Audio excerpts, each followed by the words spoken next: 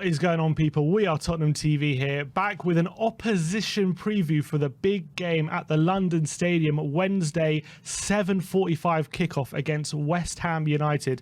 I'm joined by West Ham Fan TV's very own Nicky Hawkins. How you doing, Nicky? I'm very well, thank you very much. Glad to Pleasure to be here. Yeah, glad to see you. I bet you never thought I'd be here. No, I didn't, to be honest. But here we are, exactly in enemy territory. Before we begin, I'm just going to start by saying this video is brought to you in collaboration with BT Sport.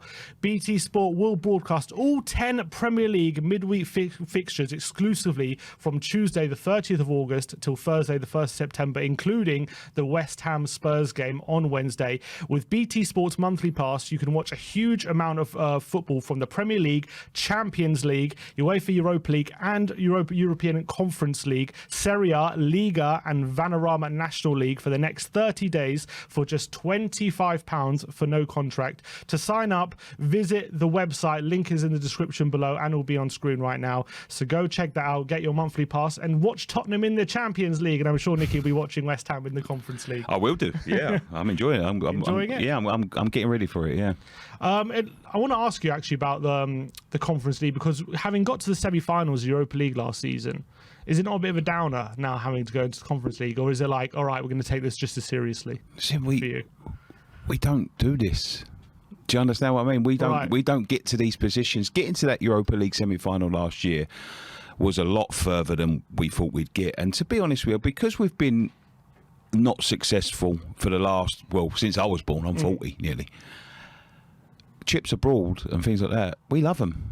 You know, we take that all day long. You know, and I think in terms of where we've come from to where we're sitting now, not right now because that'd be ridiculous, but the last two seasons, we've got to be happy. We've gone from fighting relegation to two European spots in the league. You know, I think they've done a marvellous job at the club. And long may it continue. But in a weird way, does it almost make it, unless you win the Conference League, it kind of makes it nearly like the challenge to improve on last season, having got to Europa League semi-final, I think, on 7th place. Like, it makes the challenge of improving on that. Now you're in the Conference League, like, very difficult, doesn't it? It does. It does. And look, we're all at mercy, really, as to how the club see the competition, because you'd say going to the semi-final, we had a really good season last season, and looking at the transfers at the moment, we're looking in a better position player-wise. We've got it all, get it all clicking, but looking at that Conference League with the teams that are in it, you've got to think, well, an improvement on the semi-final of the Europa League is going to be winning this Conference League and winning it quite comfortably. But it all depends on what happens in the league. The first three games haven't gone to plan at all. We've looked actually really poor in the first two. We improved a little bit against Villa. So come to them times when we get out, if we get out the group stage, you can never count your chickens. We didn't. You didn't know. And but if you get out that group stage, it's what position I think you find yourself in the league that the management are going to say, right, well, we're going to give this a go again, or well, we need to concentrate on this because we're going to slip behind again and see where we are. So, yeah, we just enjoy days out. Fair enough. We just enjoy days out. I hear that.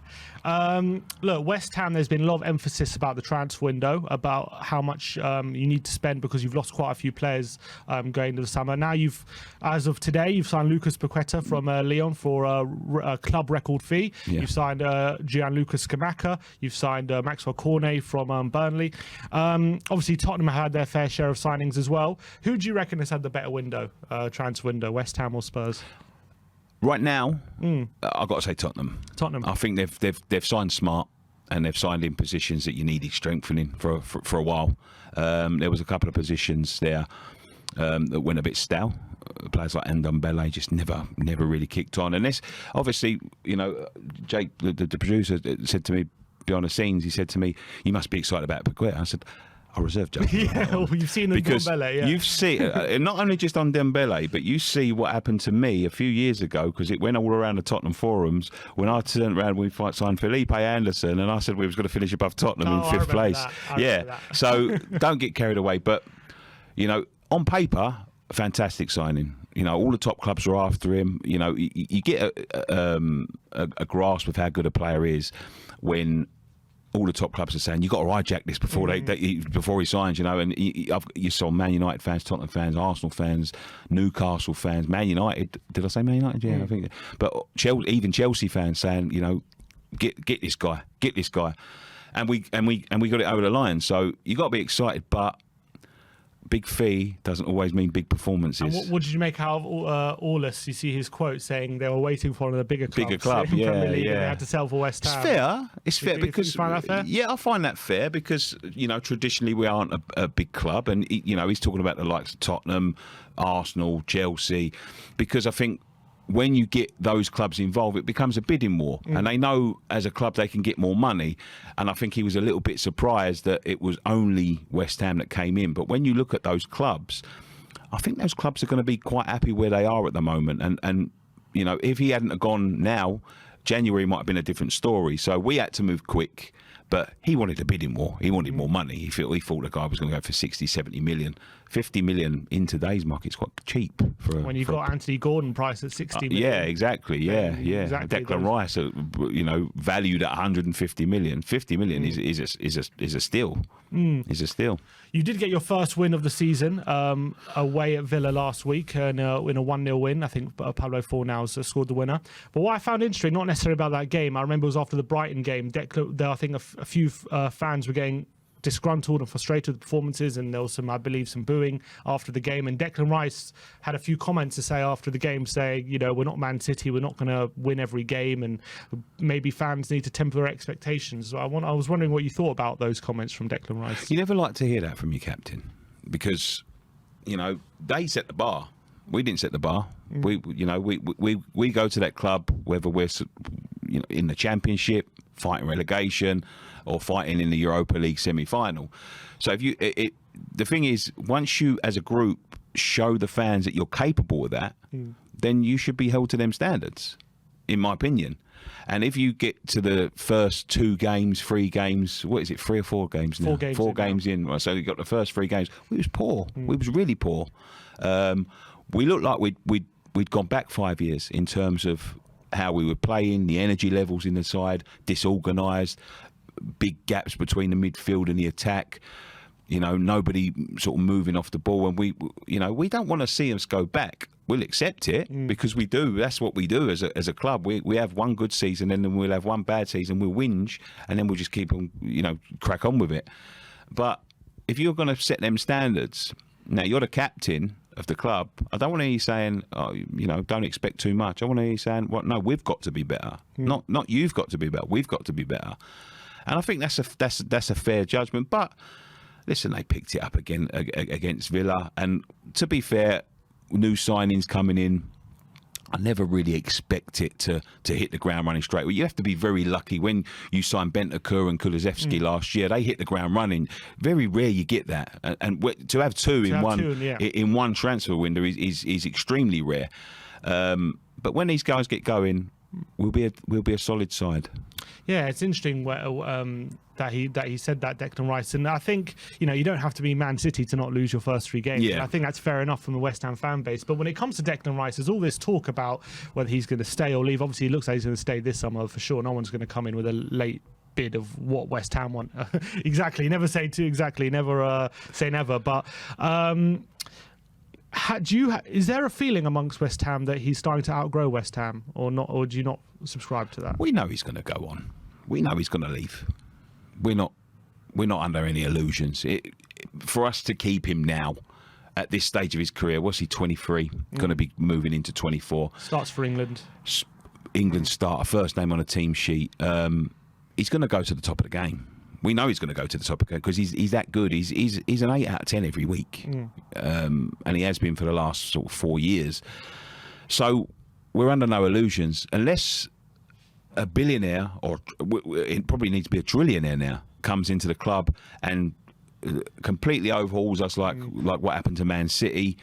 He's going to leave. He wants to win trophies. It's never about. I know Declan's family a little bit, and it's never about trophies for Declan. Never about money for Declan. It's only about trophies. It's only about success and what he can achieve in his career. And that's why his performances are so good, because he doesn't get distracted by the money, the fame. He just wants to win trophies, and he tries to be the best he can. And that is a top professional who's going to go to the very top of the game. And do you think the way that if there is that feeling that Rice is going to leave to win trophies, does that maybe put into perspective how incredible it is that like Harry Kane has stayed at Tottenham for so long for you? Or do you think that it's, he's competing for big things at Spurs and it's not a big surprise? Look, you had that issue with him last year. I don't know.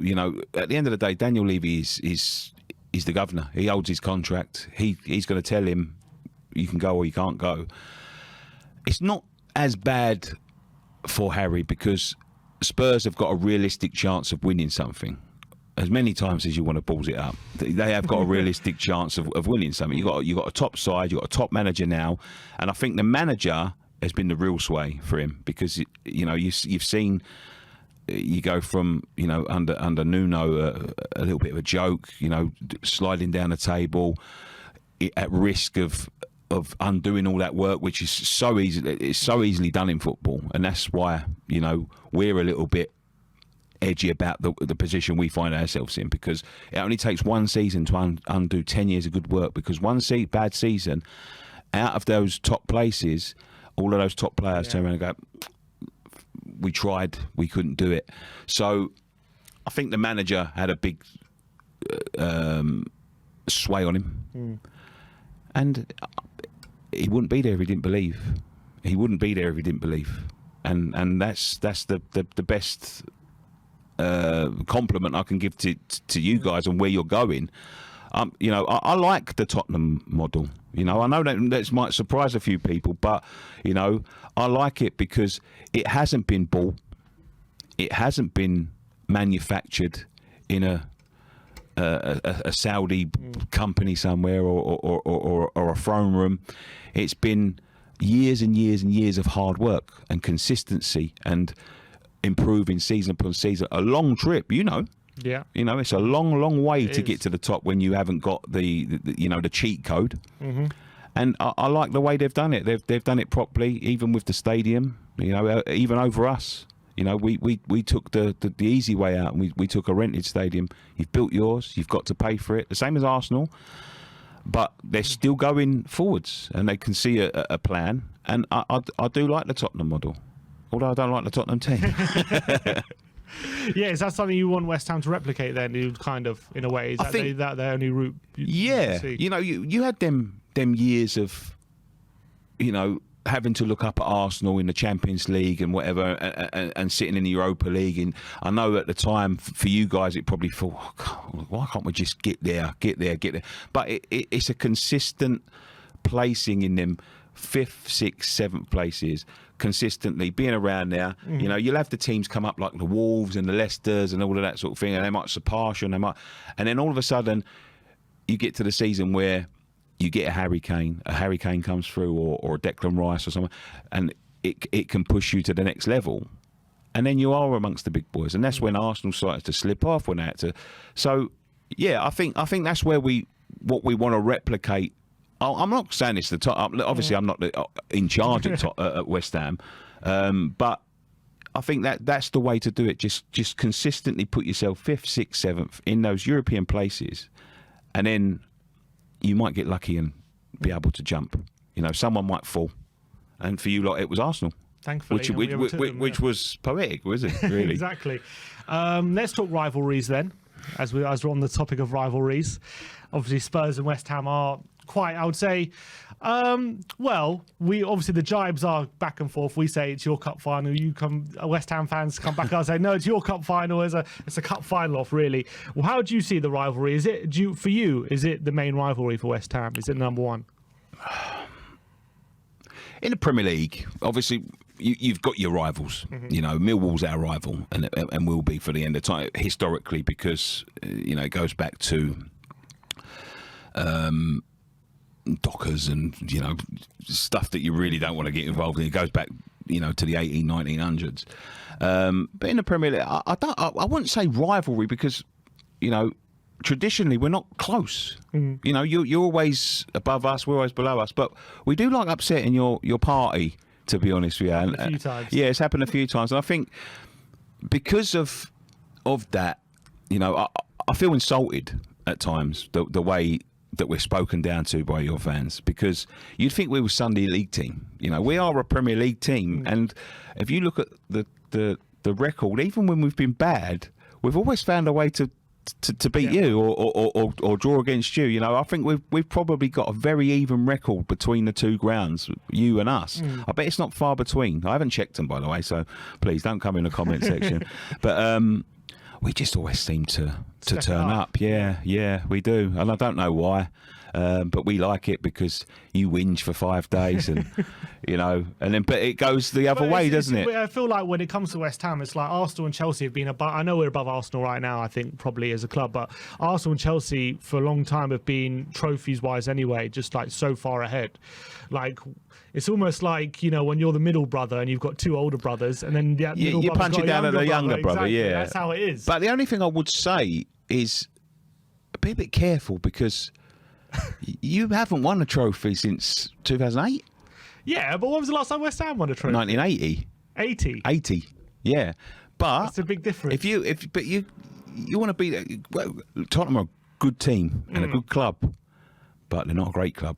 You've got to win the trophies to be a great to be considered a great club. I just do find it. So I see sometimes, like, after I don't know, I'll post something on social media, I don't know, whatever, and then I'll have West Ham's in my fans in my tweets saying, "Well, a nice trophy." I'm like, of all the teams to come at me with trophy jokes, I know, West Ham man. We just like winding you up, to be honest. But what is it? Why do trophies get thrown at Tottenham more than like? Do West Ham ever get that thrown at them? Where's your trophy? Yeah. Oh, do you? Yeah, we get it by Arsenal fans and Man United. Man United ones are because Man United at the moment they don't really know where they are, do they? They're like, well, 10 years ago we were massive, but we're not now. We're competing with the likes of West Ham. So if we start sort of laughing at them, they say, where's your Premier League trophies? Where's your FA Cup? Where's your European Cups? I'm like, well, in the last 10 years, the same place yours have been. Yeah, so, yeah, in someone else's hands. So, yeah,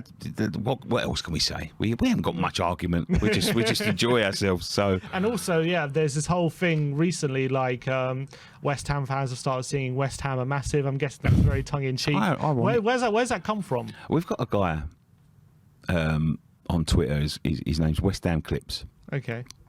And he does these funny videos. If you watch them, have you ever seen them? No. Okay, I'll show you a few after.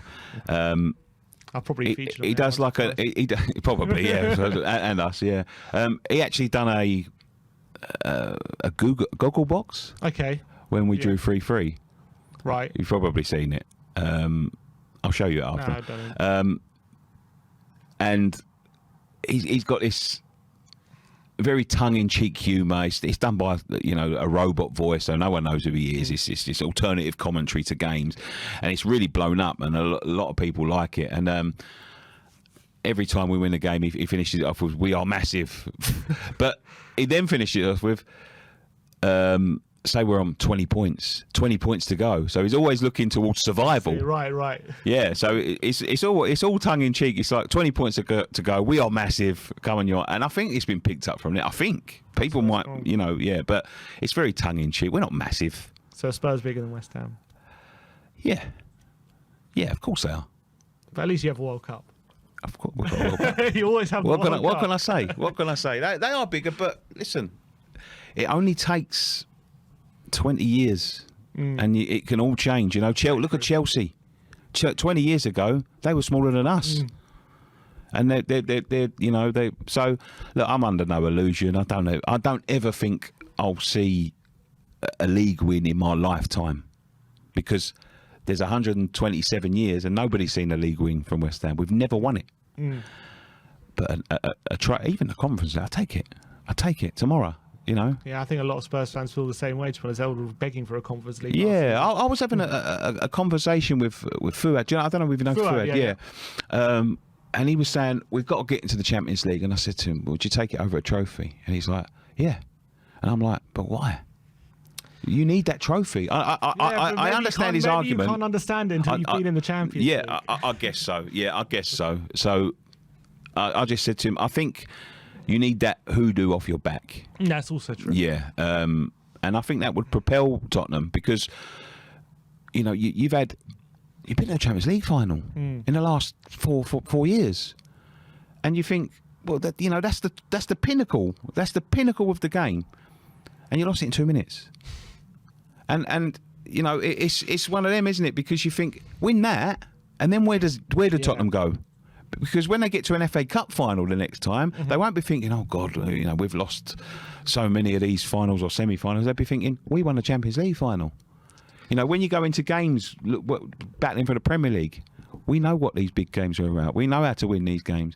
It just changes your whole mindset. It's what happened to Man City. Yeah, they won that first trophy. Yeah, and it was for the FA Cup, they were struggling. They were struggling to even get into the Champions League with all the money they had.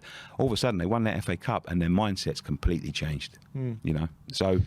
Yeah, no, I think you're absolutely right. But looking at the game on Wednesday, then obviously you've lost 3 games this season, but then you beat Villa. Is that win the turning point that could give you confidence to get a result on Wednesday? Do you think? It wasn't so much the losses that concerned me. It was the nature of the losses. It looked bad against Villa. We turned the screw. We started. I don't know if you watched the game, but we were awful. I know Emerson went off at half time. Yeah. We started with 5 at the back. I don't know what he was trying to do, Moyes. I think he was trying to sort of solidify it, and they played 2 up front, so he was trying to nullify them. We were awful.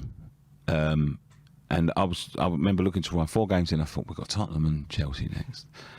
And then who we got, and you're looking for the points, and you're thinking, you lose this game for the. And then second half, change the system.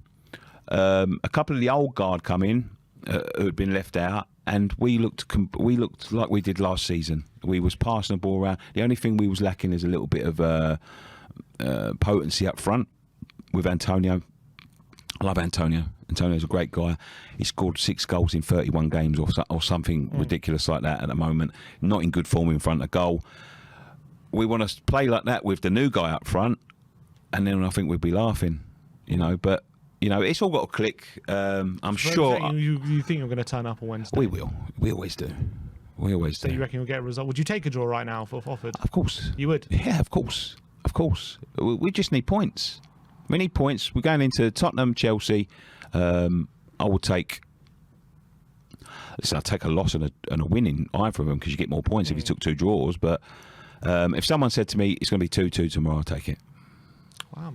A bit surprised considering you've beaten us last 2 times at London Stadium, but then again you haven't faced last time you faced the Conte side. I think we were pretty convincing last time at London Stadium. Yeah, it's going to be. I didn't say I'll take a draw, but I said I wouldn't be surprised if it was a draw, just because how West Ham always turn up against us, and also the way you guys play is kind of perfect for combating how we play, because we like teams to kind of come at exactly right teams but West Ham, even it's why you draw and drop points against a lot of the smaller teams, is because you're not the most expansive team. You're not, even at your best, you're not the most attacking team. We're a bit the same like that. We like teams, if teams come at us, we last season anyway, we were countering, and we got a lot of the low block. We really struggle against, because it's the creativity. You know, since Lingard left us when he was on loan for 6 months, since he left last season and didn't come back, we've really struggled with that.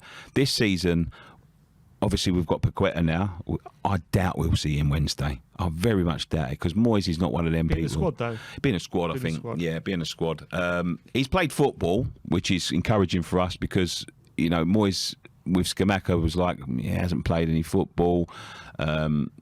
But he's been playing for Lyon, you know, in the last couple of weeks. So he'll be more ready than they were. He's obviously had a pre-season with Lyon as well.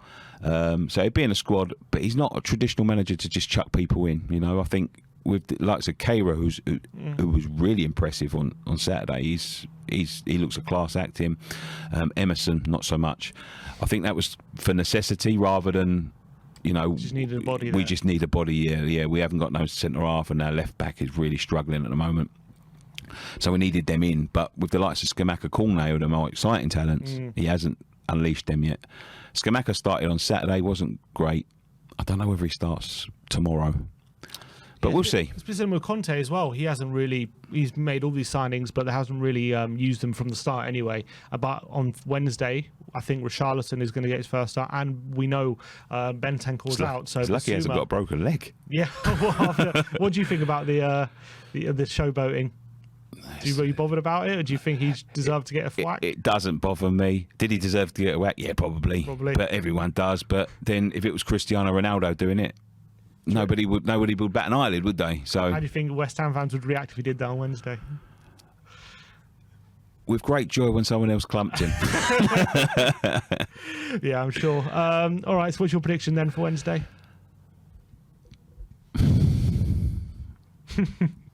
Head or heart? I'm going to heart. 2-1 West Ham. 2-1 West Ham. Always. I'm a bit worried about it, but I said on my preview, I think 1-0. I think it's going to be a close game. I really believe, because West Ham, not only are they always step up, but the way they play is going to make it difficult for us. So, but I just think if we can keep you out, if we can make sure Antonio's nullified, well, I think he's going to start, right, Antonio? Probably. He probably will, probably will. If we can keep him nullified and make sure we're really strong, because it's going to be a physical battle. I know West Ham are going to make it physical on Wednesday.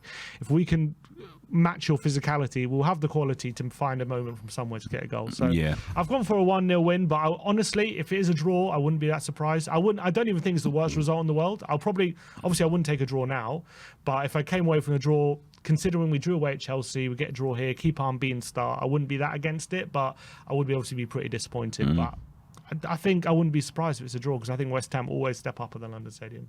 Anyway, Nicky, thanks for coming on. Made the best team win. Exactly, made the best team win. Go check out our match preview. It's going to be on West Ham Fan TV as well, so go over to their channel to check out their side. Make sure you go over to BT Sport to get your monthly passes as well. Thank you, Nicky, for joining me. Like, subscribe and comment. And as always, come on, you Spurs. Come on, you Spurs.